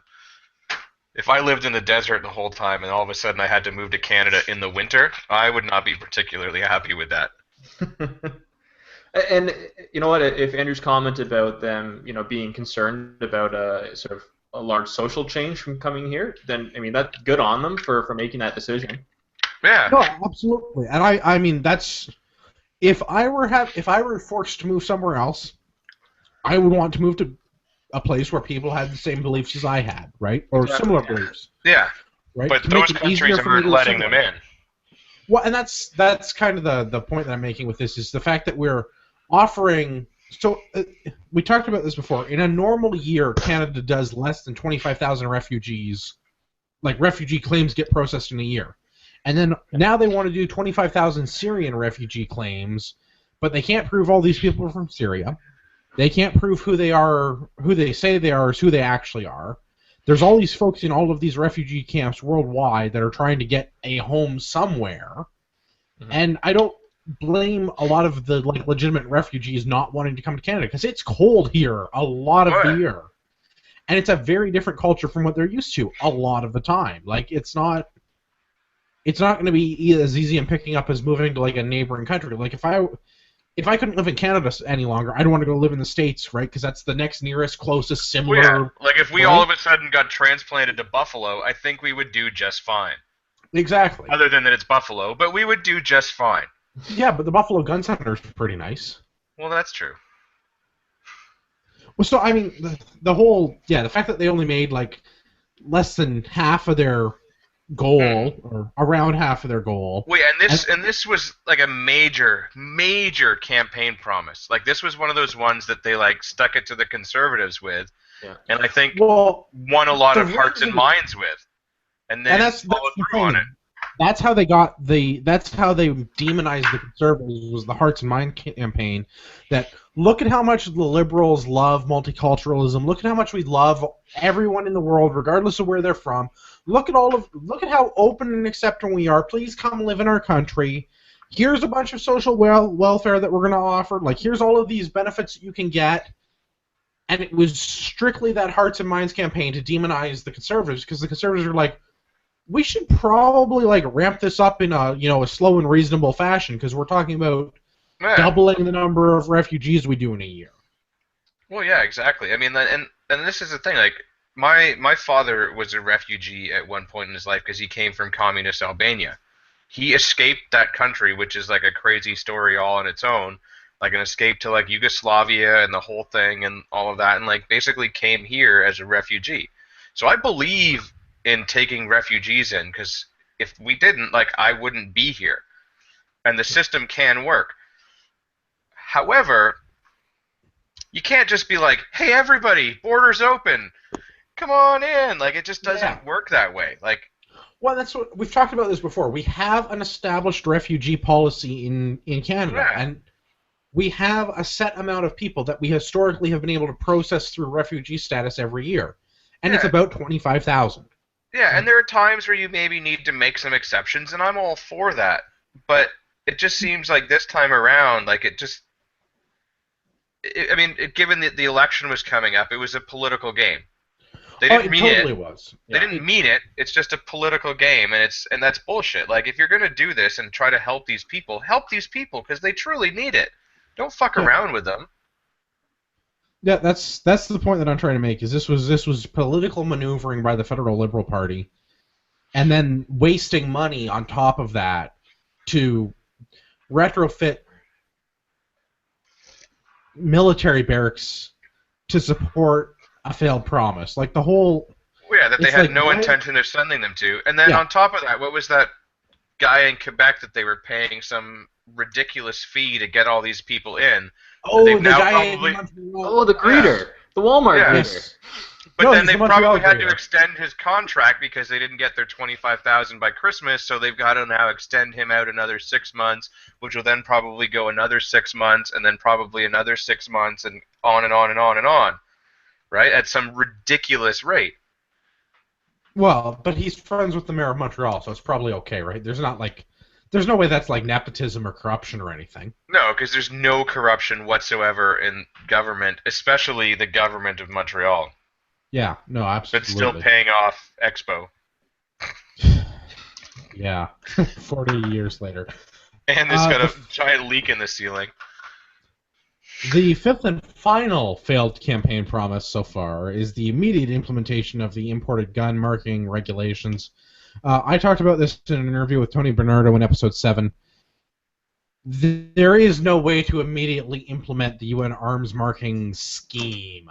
I like that it's called a scheme, because it lives up to that. Yeah. So, I guess anybody that hasn't listened to episode 7, the condensed version is basically, if you import a gun into Canada from another country, you need to, on the firearm, mark in a conspicuous location the country of origin, the year of importation, and the country of destination. So, for example, if you buy a new Norinco pistol, on the slide of that pistol you would need CN 2016 CA to indicate the gun was imported from China to Canada in 2016. This is not a trivial thing to do. Guns are already marked and serialized prior to the finishing process. Tony has the exact number. I want to say off the top of my head that there were at least 10 different types of metals that are used in firearms that would require different methods of engraving, laser etching, or otherwise marking them. And in most, if not all cases, it would ruin the firearm's finish, causing the firearm to need to be refinished after being imported to Canada. And the cost for the machines to do it is something on the order of tens of millions of dollars. So I'm actually a little bit happy that the federal Liberals have failed to follow through on this promise. Yeah, there's a lot of firearms ones I'm glad that they haven't followed through on. But, I mean, this one's just so ridiculous. Like, as you said, guns are already serialized. Why do we need to put a second serial number on them? Well, so that the UN can track them and prevent them being illicitly traded in the international arms trade and going to warlords and stuff. It's or they bad, can just record the original fucking serial number. Yeah, I know. I don't understand. The UN arms marking scheme. It baffles me and makes no sense. And I talked about it at length with Pony. Yeah. The whole thing. This one seemed to me like there was no way they had any intention of actually doing this one. This one had to just be a campaign launch. Because there's just no way of physically doing it. Well, no, that's the thing, is there's no way of physically doing it, but there's no way it's very, very easy to implement the law through a private member's bill to become law very, very quickly. They could have probably 100 days is tight to pass a law. But if it was already written up and they did it in the first session as one of the first items on the docket, they could have probably got it through fast enough to hit the 100-day mark, that it would have been close enough to immediately implement it, and it would have effectively banned all import of firearms. There'd be progress on it. And that's what we're talking. You don't necessarily need to complete it, but is there progress? Well, in this one, I think you need to complete it, because it says immediately implement. Well, yeah, but at least if they had gotten, say, 75% of the way there, say they'd presented it and everything, and it's going to vote, in 2 weeks or whatever, right? You could say there's progress on it. So, I mean, from the practical perspective, it's nearly impossible to implement this in a way that would function. From a legal perspective, it's very easy to implement the UN arms trade regulations for marking, the marking scheme, whatever. Because the UN's already laid out what they want done. All that they need to do is pass a bill to say, we want to do what the UN says, here's what they say, and then they go through send it to committee, read it, send it to second committee, read it, vote on it, send it to Senate send it to committee, vote on it, pass it, right? Like it's. But then, like, what about all the people that already own imported guns? It wouldn't matter. It only applies to newly imported firearms from when the law would be passed. So basically, then you have however many guns are already in this country that are not registered, and then wouldn't then adding in this extra number then create a gun registry for non-restricted items that come into the country? It would create a registry outside of the country because it would sit with the UN for all firearms created worldwide that were exported to another country or imported to another country, because it falls on the country of import to actually make the marking, not the country of origin. So if we had a national firearms manufacturer that made guns and sold them into Canada and Canada only, we wouldn't need to add this number in? Only if so your ATRS rifle doesn't need to have it. Right. So it doesn't really do anything then. The theory, the way that the UN white paper describes it, is to prevent the illicit arms trade treaty, or the illicit arms trade. But that's relying on criminals again to follow the law. Oh no, it's 100% flawed. I'm not arguing with you at all. I'm just. I mean, it's just. That's just seems so ridiculous. Like, well, it is. It's complete. It makes no sense for anybody who has not listened and would like to hear Tony explain it in detail, because you will get a university level education in both the UN Arms Trade Treaty and the UN Marking Scheme. Go and listen to episode 7, where Tony spends the better part of 2 hours explaining the process to me. Yeah, I mean, the whole thing just seems nuts. Like, it's... No, it is nuts. Guns already have serial numbers. Just write that number down. Well, it's not even... You don't need 2 serial numbers if you really want. Like, it's so ridiculous. Guns already have the country of manufacture and the serial number. All the UN Arms Trade, or the UN Marking Scheme is adding is the country and year of import, which sounds trivial until you try and write that on a firearm. Yeah, and then if you try to take that firearm that's already been imported once and try and export it, and then obviously import it into you're going to run out of space. Oh, you're going to run out of space, you're going to destroy the finish and have to refinish the firearm. There are multiple kinds of metals that you'll have to deal with. Engraving is not always the right option. Laser etching is not always the right option. You could chemical etch some, but not others. Chemical etching will always destroy the finish. Like, there's so many ass backwards. Oh, yeah. And if some guy's already stippled his Glock, you're going to run out of even more space. Like, well, and on top of that, the actual intent of the UN Marking Scheme is to prevent the illicit arms trade. If somebody steals a container of Type 81s from China, right, like semi-auto 7.62x39, looks kind of like an SKS, an AK, and a Dragunov had like a weird three-way. Like, if you get because the Type 81s are coming into Canada soon, right? The tactical imports or something, bringing them in for like $1,000 a pop. So if some like African warlord decides to like abscond with a container full of these things, the fact that they write Canada, China, 2016 on them doesn't stop him from getting his illegal Type 81s, right? Like, they're still. Or, you know, like anybody with a block of wood and access to Home Depot could make a pipe gun. Well, yes, but how many African warlords do you see running around with? I'm using that as an example, right? Because we have the whole Somali pirate problem. But like, how many failed nation states do you see running around with pipe guns? They all have AKs. Well, yeah, because they're awesome. Like, well, and they're a dime a dozen, and their comm block countries leave them laying around, and China sells them to whoever wants to buy them, right? And so does Russia, for that matter. Well, yeah, and everybody else. I mean, I'd buy one if I could. Well, I mean, so would I, but I'm not a warlord in a small country, but if I was, it would be a big country. Or are you? I'm not, but it would immediately take over all of the neighboring countries.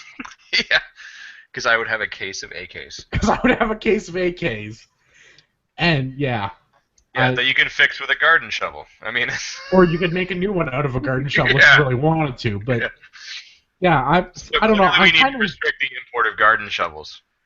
I'm kind of glad that the Liberals have managed to fail to follow through on this promise, but, I mean, the UN says you have to do this, and even under the Conservatives, we had like an agreement with the UN that we would implement this marking scheme, and every year for like the last like decade, it's just been delayed by another year. And we're like, next year.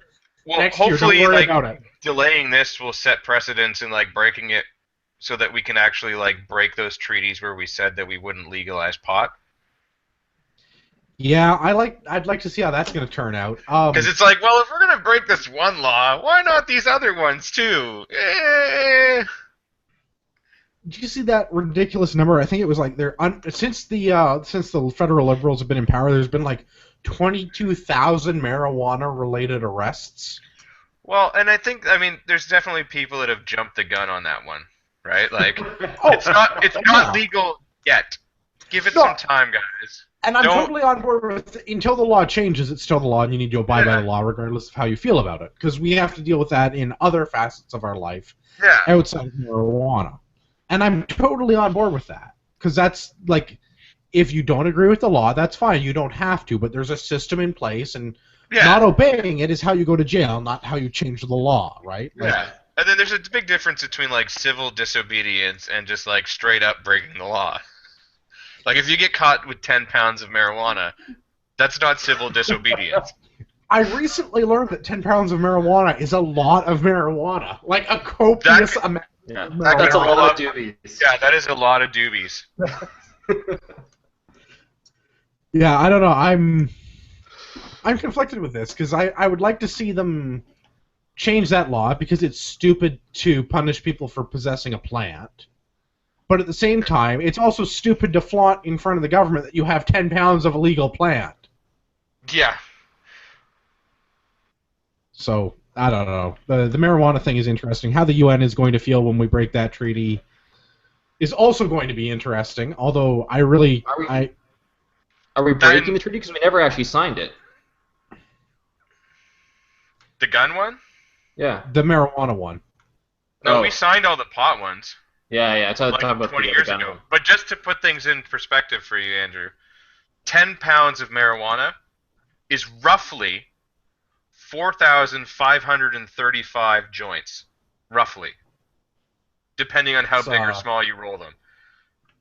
I personally prefer the Snoop Dogg style size, like the king size joint. So you're probably talking like 10 joints then. Yeah, that's kind of what I figured. It was like 10. But yeah, I figure if I'm gonna get involved in marijuana, I figure I should at least, if I can't be like Willie Nelson, I should at least be like Snoop Dogg. No, that's fair. You got to get some cornrows though. I'll work on that. The beard. Corner of the beard. Cornrow of the beard. That would actually probably be hilarious. Almost Viking-like, but this idea. All right. Aside from that, let's look at something that liberals are about to break. This is going to be part of the budget if the National Post got their information right ahead of the game. Defense spending is expected to drop $400 million despite the Liberal promise to keep up with Tories. And I'm citing a National Post article. So, yeah, basically, F our military yet again. Because this is... I'm really jaded about this, because, I mean, like, I'm used to how our military was treated under Kretchen. Like, because that was not the military that I served in, but that was the military that I saw the outcomes of multiple-term liberal governments under Kretchen destroying national defense. So I'm not really surprised that the liberals are going to again try and destroy national defense.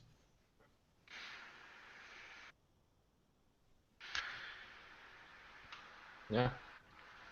Yeah, I mean, I don't think that's a surprise to anyone, given everything that was said during the campaign and this and that, despite the fact that they said they would keep up the spending.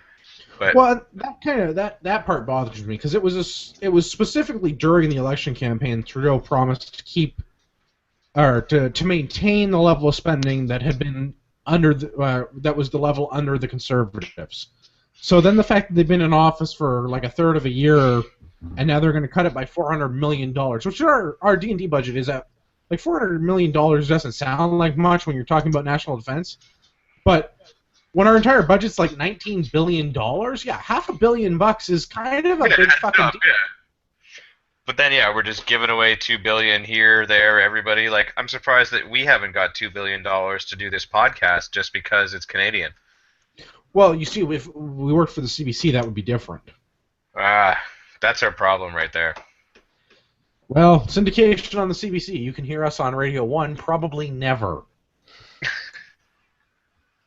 No, this part bothers me, because this whole $400 million, it doesn't sound like a lot, but when our entire defense budget is $19 billion, $500 million bucks goes a long way. That's a lot of pairs of boots. That's a lot of machine guns. Like, that's a... What's a lot of new sets of pants, gloves, toques, whatever they need, right? Like... Well, and that's the thing. Or MREs. Funding for people who we're losing you. There are going to be less posting transfers between bases. So if you're in the forces and you're listening, I hope you're probably stuck there now. I don't know if you guys, the way that the forces used to work, at least that it worked when I was familiar with it, was you go somewhere for a couple of years, you get a job, and then the army pull an army thing and send you someone else to a new job, right? And they're getting away from that now, so wherever you're posted is probably where you're going to stay.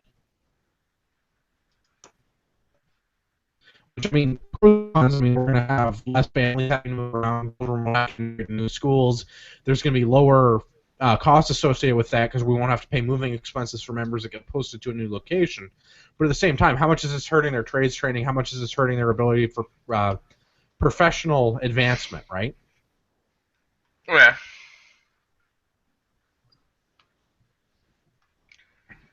I don't know.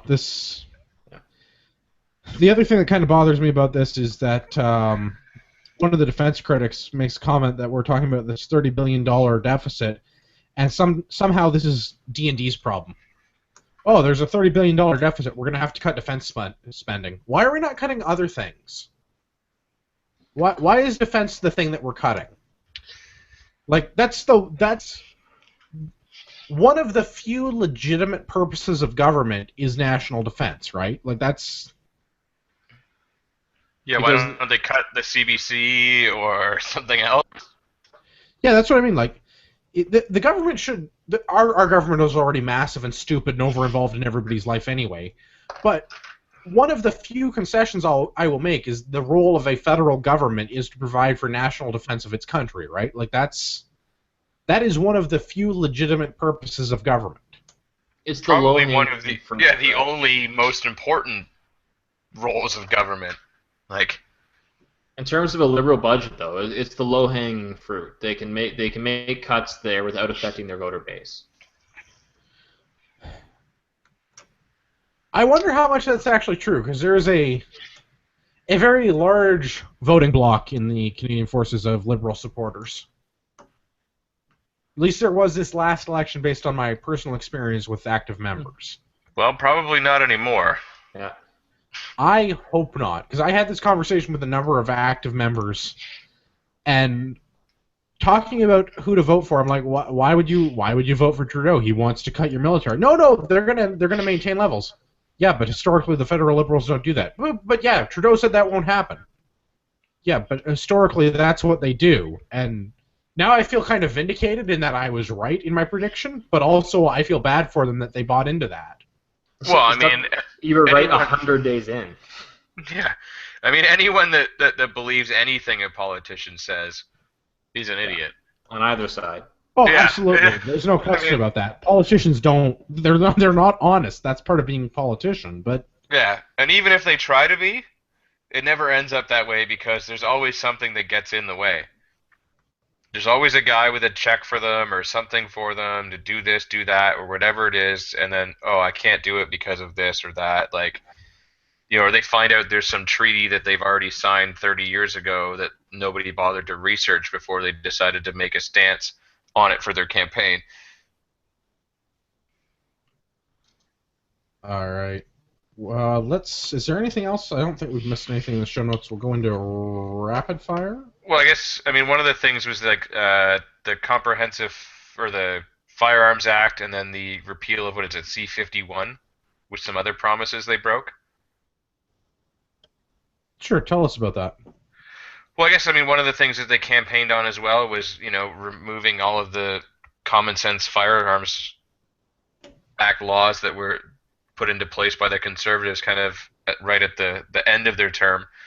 And I guess they're kind of halfway through that. Somehow overnight they've managed to put the RCMP back in charge of classifying firearms. Although oddly enough, they've been classifying firearms correctly the last few times around.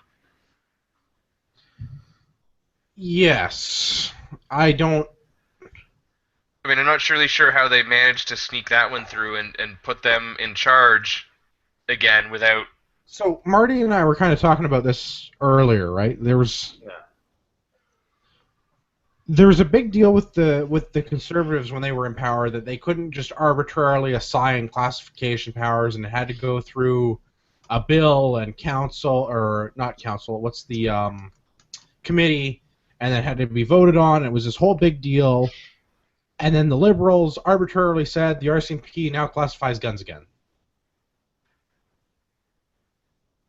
Yeah, so that was we were talking before, because we were like I'm sort of angry at the fact that they're able to do so easily, and why wasn't the Conservatives able to do the opposite so easily? Like, why did it take a year and a half or 2 years of all these people with the Swiss arms and that weren't allowed to use them, and we're in this state of limbo and weren't allowed to sort of basically couldn't sell them, couldn't do anything with them for 2 years while this all had to be worked out, and it was like 2 weeks after the election they're like done.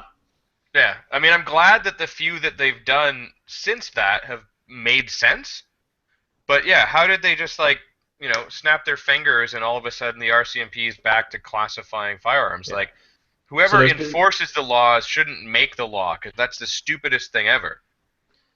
There's been a few. We were talking about doing this for an episode at some point, but there's been several sort of repeals and overturns of conservative bills that were done towards the end of their term, that the Liberals just completely taken the teeth out of them or reversed them. And it's just crazy to me that they're able to do so easily without even, without bills, without. Like, if it took a bill to put this stuff into effect, it should take a bill to take this stuff out of effect. Like, yeah, that goes without saying. Like, if I had to go and present my case to Parliament and it had to go to vote and everything else, and people decided on it to make this law, how is it so easily just wiped out? Because if that's the case, then anything that we do could easily just be like, yeah, I don't like that, scratch that. Like the long gun registry, why couldn't the Conservatives on day 2 of being of having majority just go on like, yeah, that's gone now. Yeah, just wave their magic wand and just go, yeah, this is done. Yeah, like, it's ridiculous. Yeah, I don't understand at all. That I think we're gonna make that a future show topic and talk about the liberal magic wand changing these policies without having. Oh yeah, for sure. But I think that's one of those that is one of their promises, and they're kind of partway through it, but not legitimately. Yeah, well, I don't even know that they haven't, aside from reassigning the power of classification to the RCMP, they haven't really changed anything else in C-42. No, but one of the things they wanted to do was repeal a lot of that. Yeah, they never specify what aspects, though.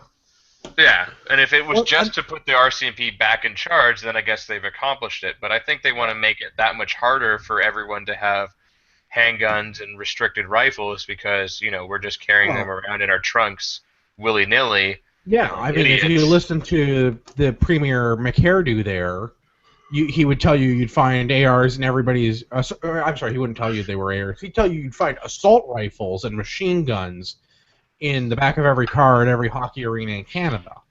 Oh, that'd be great. Well, yes, I think that would be great, but that's the fear-mongering thing that they were pushing. Bald-faced lie. I do not even own any of those. You will find a shotgun or a VZ in the back of my trunk in a hockey arena, but not an AR or a pistol.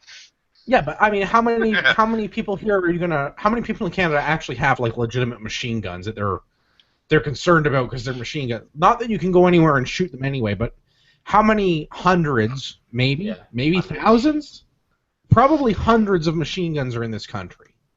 Like, it's a they're non-issue. probably all owned by the military, other than probably like a handful that some bizarre collector who's been grandfathered in owns that they don't even make ammunition for. Like, that's what I'm saying.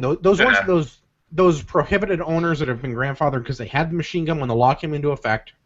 Yeah, or a movie prop house. Like, but they're a different case altogether, and most of those guns are blank firing anyway. They're not real guns anymore as it is, but yeah. But yeah, like, those are the only people that really can effectively own one. So, I mean, there's not exactly a lot of machine guns floating around, and even if there were, what's the problem if there's one locked up in my car? How's it any different than it being locked up in my house?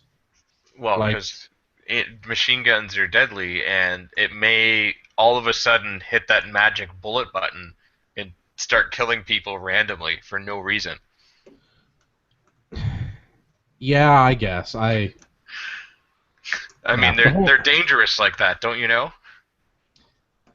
I have yet to see a gun shoot itself. No, yours hasn't done any of that? Those two behind you aren't sitting there just going, I'm just waiting to shoot somebody when Andrew's not looking.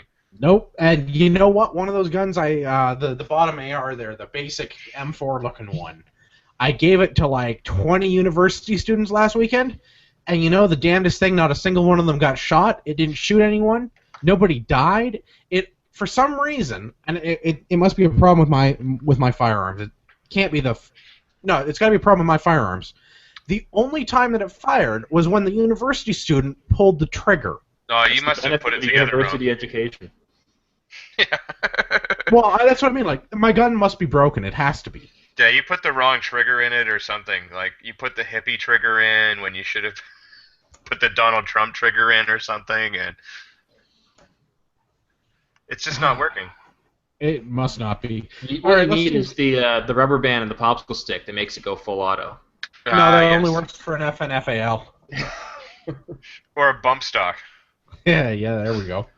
Those aren't prohib at all. All right, let's do rapid fire from the YouTube's episode 19. Mr. BeamTube says, "Great show, guys," and we've got the iTunes review from 1911 Fanboy, which resulted in Gavin drinking Long Island iced tea this episode. He says, "Love the show, not only because it covers topics I'm interested in, or because I share similar views on many things." Fuck it, I can't read for shit tonight. I'm going to re-edit this back in and love the show, not only because... Shut... God damn it! I'm going to have to edit this. Cock balls. Sorry, I had to. No, I understand. It's fine. I'll edit this out. Love the show, not only because it covers topics I'm interested in or because I share similar views on many things, but because it's great Canadian content. Keep up the good work. Now enjoy a drink, boys. I really like the interactive bar menu idea. We also have many people commenting on the YouTubes, and by many I mean Totten F. Naughton? Hashtag Gunshamed. Stuff about Julius Caesar. We're going to totally make that a thing on social media. Gun shaming. Hashtag gun shaming. Swampland Films is with us. He says the government knows what's best for us and for our money. What else we got? Totten F. Naughton has a ton of comments. K. Slaughter agrees with Gavin on something that was lame. We're tight. I know who that is. I'll give her a shout out later. I'm drunk. I should fix myself. LOL. Fuck you. It's my podcast. So I'm allowed to be drunk. Cheers to that. Who's Andrew? No one knows. That's a recurring theme. Fuck politicians. We agree with that. As always, you are Andrew. I am Andrew. Europe is where all the refugees are going. There are millions a month. Yes, we know that.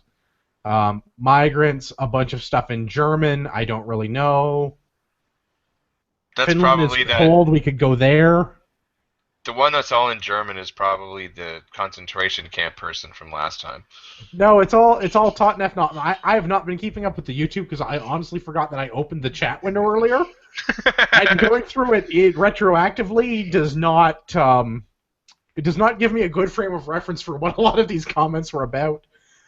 Apparently, a phalanx of garden shovels could take any city. I don't disagree with that. Most cities in Canada are unarmed. I think a couple of garden shovel wielding hooligans could probably do it. That or those trench tools, man. Those are dangerous. You could Oh yeah, a little bit of cut knee someone's tool. head off. Yeah. Swampland Film says second largest country in the world and a tiny military. Our military is a joke. Let's make it worse. Hey, it's not the size that counts. It's what you do well, with it. no, actually, it's no joke. The size is a joke, which I have to agree with, because if it were a joke, we wouldn't keep winning competitions. Did you guys ever see that thing where they put the Canadian military against the U.S. military versus like some PMCs? It was like on a TV show. No, but did we win? I bet we won. It came down to a knife fight, and we lost by one stab. I'll try and find it and send it to you guys, because it's actually really good.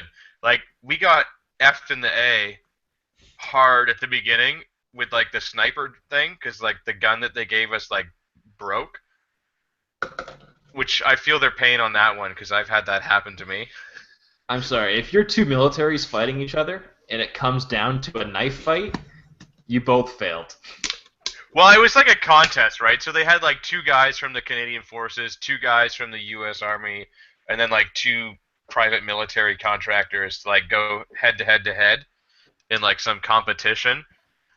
And it was actually pretty interesting to watch, but, like, obviously not that realistic. But it came down to, I believe it was the Canadian Army and I think it might have been the military contractors, and it came down to a knife fight, and we lost by, like, 1 stab.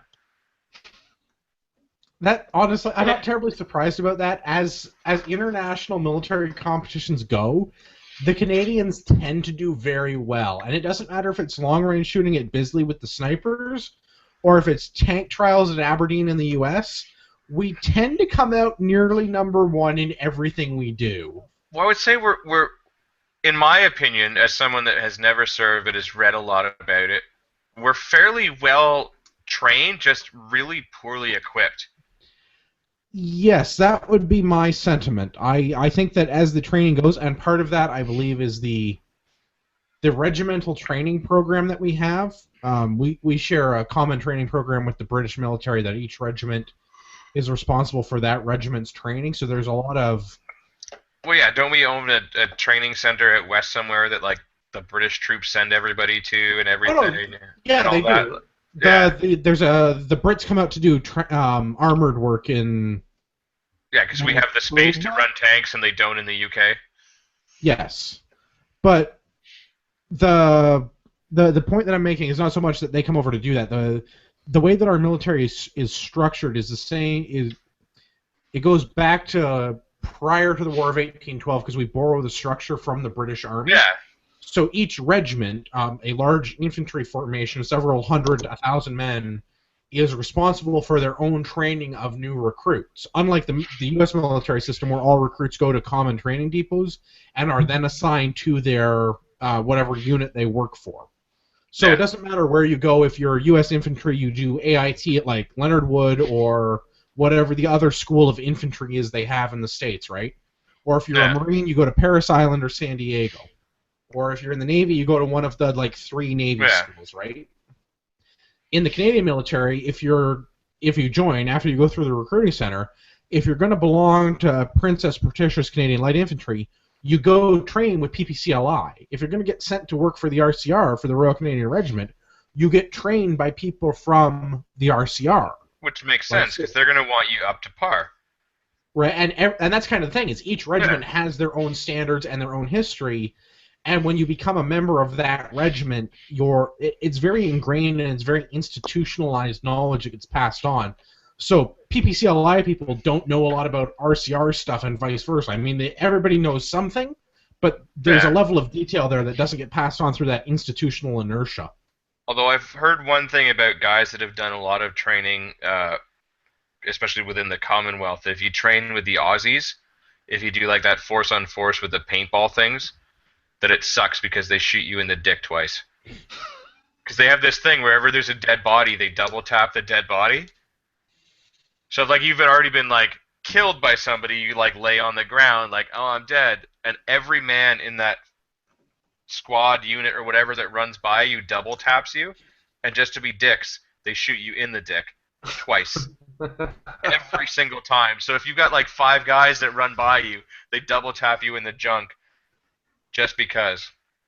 That is awesome. I mean, part of that, anything we're shooting is we're shooting twice. Well, exactly, right? And that's But, that's brilliant, because it's like, how many guys are gonna just lay there and pretend they're dead? No, these guys are gonna make sure twice. yeah, that's pretty funny. I like that. We'd like to thank everybody on the YouTube for your live commentary. I will get better at watching the YouTube. Maybe we'll see. If you'd like to leave a review, iTunes is the best place to do it. We also have the Facebooks. The Facebooks. That's the other place to leave us feedback. Or you can email the show, feedback@CanadianPatriotPodcast.com. Tyler's not here anymore, but the best place to find him is on the Facebook at Tyler.Gerard. Or if you want to listen to a lot more cussing and no live show, and maybe Gavin somewhere else, you can catch them on the Liberty or Death podcast. It's available everywhere fine podcasts are sold. It's also available through their website, libertyorddeathpodcast.blogspot.ca. Gavin, where's the best place to stay in touch with you? The best place is on the Instagrams. You can find me at urbex_GTA. I'm totally whoring myself out and wearing my own t-shirt tonight. So for those of you that can't see it, get with the fucking times and watch us live. But yeah, that's the best place to find me. Marty, you don't believe in social media? No, just email the show. Email the show. If you have hate mail for Marty, you can reach him at feedback@CanadianPatriotPodcast.com. I'm totally gonna just email you guys from like a fake Hotmail account for hate mail for Marty, just cause. That's fine. I will take any email for Marty. Similarly, if you have hate mail for Jeff, or if you're one of those people that would like to see Jeff back on the show, you can email feedback@CanadianPatriotPodcast.com. There was one, I think, lady that emailed the show, someone with what I would consider to be a lady's name, who emailed asking what had happened to Jeff. I did tell him at the Shotgun Manch that he had somebody say that they wanted him back on the show.